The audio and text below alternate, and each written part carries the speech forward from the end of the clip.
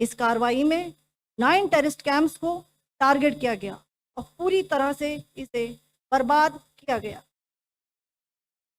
पाकिस्तान में पिछले 3 दशकों से टेरर इंफ्रास्ट्रक्चर का निर्माण हो रहा है। इसमें recruitment, indoctrination centres, training areas व लॉन्च पैड शामिल थे, जो पाकिस्तान और पाक अधिकृत जम्मू कश्मीर POJK दोनों में फैले हैं। Operation Sindoor was launched by Indian Armed Forces to deliver justice to the victims of Pahalgam terror attack and their families. 9 terrorist camps were targeted and successfully destroyed. Over the last 3 decades, Pakistan has systematically built terror infrastructure. It is a complex web of recruitment and indoctrination centers, training areas for initial and refresher courses, and launch pads for handlers. These camps are located both in Pakistan as well as Pakistan-occupied Jammu and Kashmir areas. Some of the well-known training camps are located, as you can see on the screen. They are distributed from Sawai Nala in the north, counting to approximately 21, ending at Bhagalpur to the south. इन लक्ष्यों का चयन विश्वसनीय intelligence सूचनाओं के आधार पर हुआ ताकि आतंक गतिविधियों की रीढ़ तोड़ी जा सके, और यह खास ध्यान दिया गया कि निर्दोष नागरिकों और सिविलियन इंस्टॉलेशन को नुकसान न पहुंचे। Selection of these targets for Operation Sindoor was based on credible intelligence inputs and role of these facilities in perpetrating the terror activities.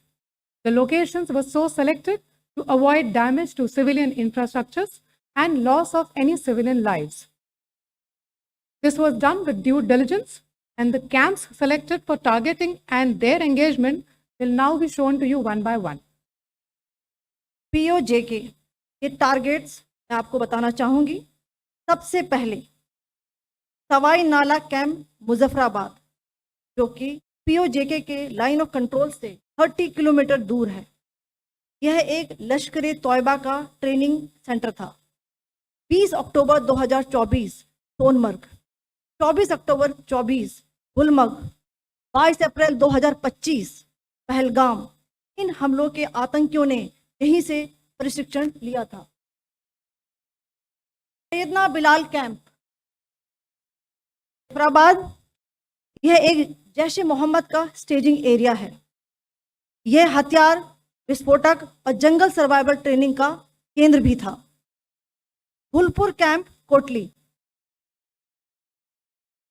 यह LOC से 30 किलोमीटर दूर था।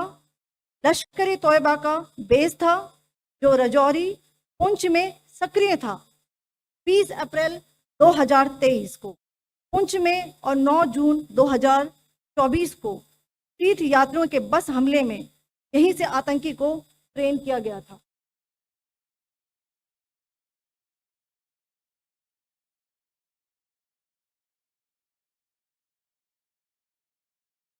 नाला कैंप भिंबर, ये LOC से 9 किलोमीटर दूर है।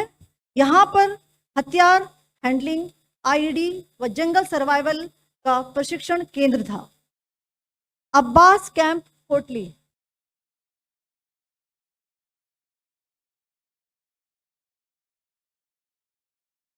LOC से 13 किलोमीटर दूर है। लश्कर तोयबा का फिदाइन यहाँ तैयार होता था।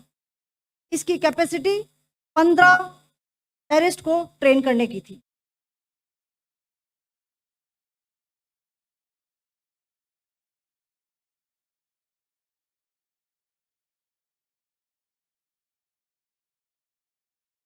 अब मैं पाकिस्तान के अंदर के टारगेट से अवगत कराना चाहूंगी।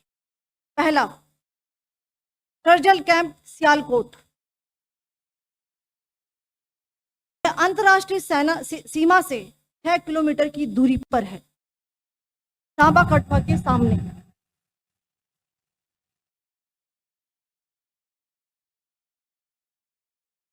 मार्च 2025 में जम्मू एंड कश्मीर पुलिस के 4 जवानों को जो हत्या की गई थी, उन आतंकवादियों को इसी जगह पर ट्रेन किया गया था। दूसरा, महमूना जाया कैंप सियालकोट 18 से 12 किलोमीटर आईबी से दूर था। हिजबुल मुजाहिदीन का बहुत बड़ा कैंप था। ये कठुआ जम्मू क्षेत्र में आतंक फैलाने का नियंत्रण केंद्र था। पठानकोट एयरफोर्स बेस पर किया गया हमला भी इसी कैंप से प्लान और डायरेक्ट किया गया था। मरकज ताइबा मुरीद के आईबी से 18 से 25 किलोमीटर दूरी पर है। 2008 के मुंबई हमले के आतंकी भी यहीं से प्रशिक्षित हुए थे। अजमल कसब और डेविड हेडली भी यहाँ ट्रेन हुए थे।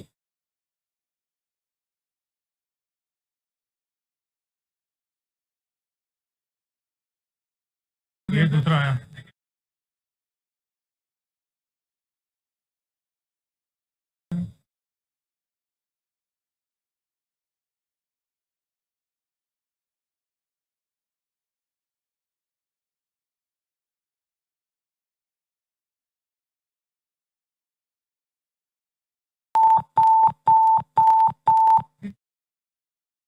Enclosure same ही है। Just hit the target.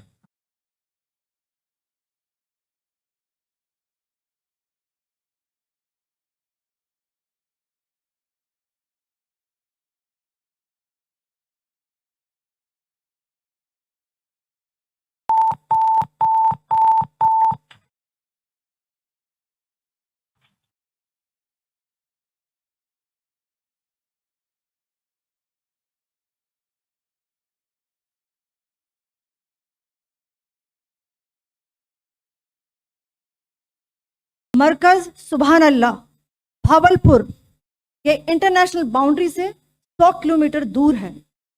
Jaish ए मोहम्मद का मुख्यालय था। यहाँ पर रिक्रूटमेंट, ट्रेनिंग व इंडोक्ट्रिनेशन का केंद्र भी था। शीर्ष आतंकी अक्सर यहाँ आते थे। मैं आप सबको बताना चाहती हूँ कि किसी भी सैन्य ठिकाने का निशाना नहीं बनाया गया और अभी तक किसी तरह की नागरिक क्षति की रिपोर्ट नहीं है। धन्यवाद। जय Hind.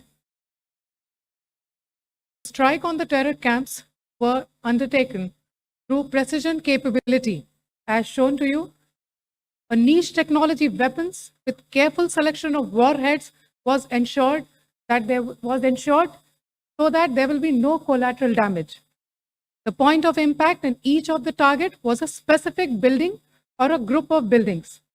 All the targets were neutralized with clinical efficiency, and the results reiterate the professionalism of the Indian Armed Forces in the planning and execution of their operations. No military establishments were targeted. India has demonstrated considerable restraint in its response.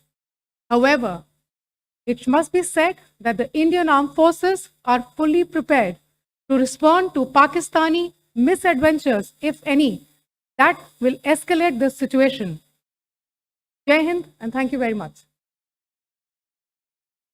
Ladies and gentlemen, friends in the media,